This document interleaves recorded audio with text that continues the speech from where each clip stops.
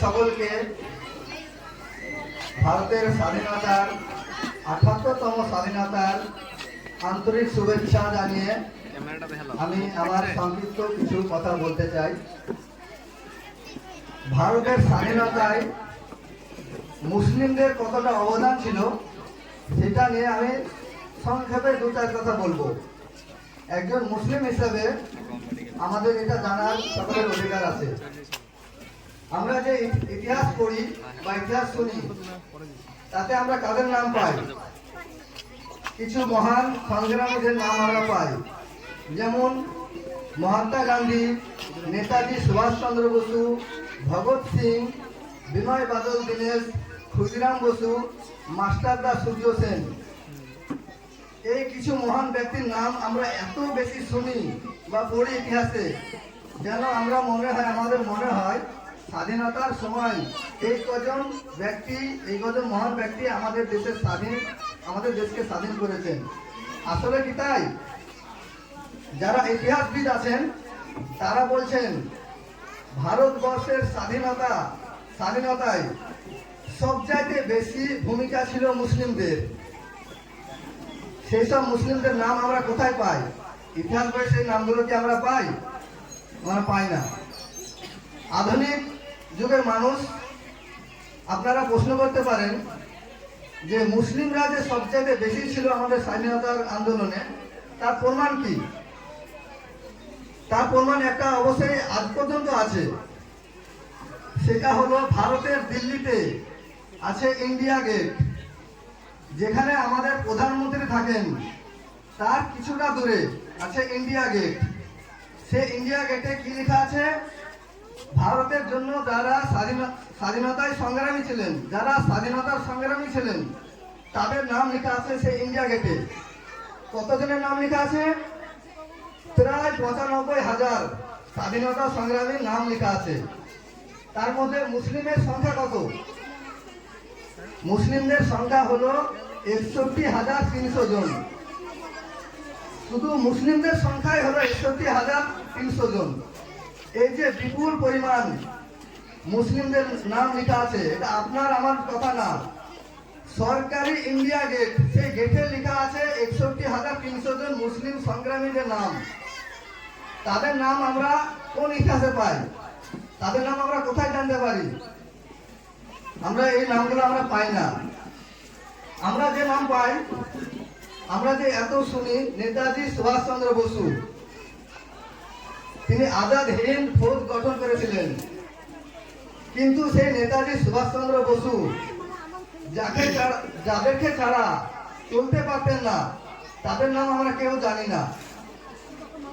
সুভাষচন্দ্র বসুর ডান হাত বাম হাত যারা ছিলেন, আবিদ হাসান, শাহনওয়াজ খান, আব্দুল আজিজ, আব্দুল করিম গনি, এদেরকে ছাড়া আজাদ হিন্দ ফৌজ গঠন অসম্ভব ছিল। জয় হিন্দ ধ্বনি আমরা এখনো শুনি।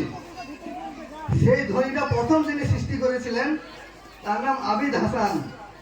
সেই আবিদ হাসানের নাম আমরা কোথাও পাই না, ইতিহাসে পাই না। আমরা যে বেশি করে নাম শুনি মহাত্মা গান্ধী, জওহরলাল নেহরু, কিন্তু এই জওহরলাল নেহরু এবং মহাত্মা গান্ধী, যাকে ছাড়া গান্ধী উপাধি পেতেন না, তার নাম আমরা কেউ জানি না। তার নাম হলো আবুল কালাম আজাদ। তার নাম আমরা কোন ইতিহাসে পাই? এগুলো আমরা খুঁজে পাই না। আমরা যখন স্কুলে পড়েছি, ক্লাস 4-এ পড়েছি, একটা গল্প পড়েছি। সেই গল্পটার নাম হলো বাঁশের কেল্লা। বাঁশের কেল্লা তৈরি করেছিলেন কে? তিতুমির। তার আসল নাম ছিল মীর নিসার আলী। তিনি যে বাঁশের কেল্লা তৈরি করেছিলেন, তার অস্ত্র কি ছিল? অস্ত্র ছিল গাছের বেল, ইট, পাটকে ঢিল, এইসব তার অস্ত্র ছিল। এইসব নিয়ে তিনি ইংরেজদের বিরুদ্ধে লড়াই করেছিলেন, যুদ্ধ করেছিলেন। কিন্তু এখন বলা হচ্ছে যে মীর নিসার আলী, তিনি নাকি তার ব্যক্তিগত কারণে লড়াই করেছিলেন, যুদ্ধ করেছিলেন। তিনি স্বাধীনতার জন্য কোনো লড়াই করেননি। সেই কারণে ইতিহাস থেকে তার নাম বর্তমানে মুছে ফেলা হয়েছে, ইতিহাসে তার নাম আর নেই। দিল্লির বুকে হাজার হাজার মুসলিম মৌলানাকে গাছে বেঁধে শহীদ করা হয়েছে, তাদের নাম আমরা পাই না। আমরা যে হায়দার আলী, তার সন্তান ছিলেন টিপু সুলতান।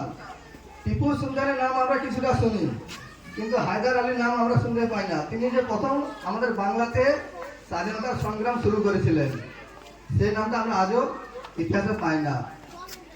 উত্তরপ্রদেশে একটা বিখ্যাত মাদ্রাসা আছে, মাদ্রাসার নাম হলো দেওবন্দ মাদ্রাসা।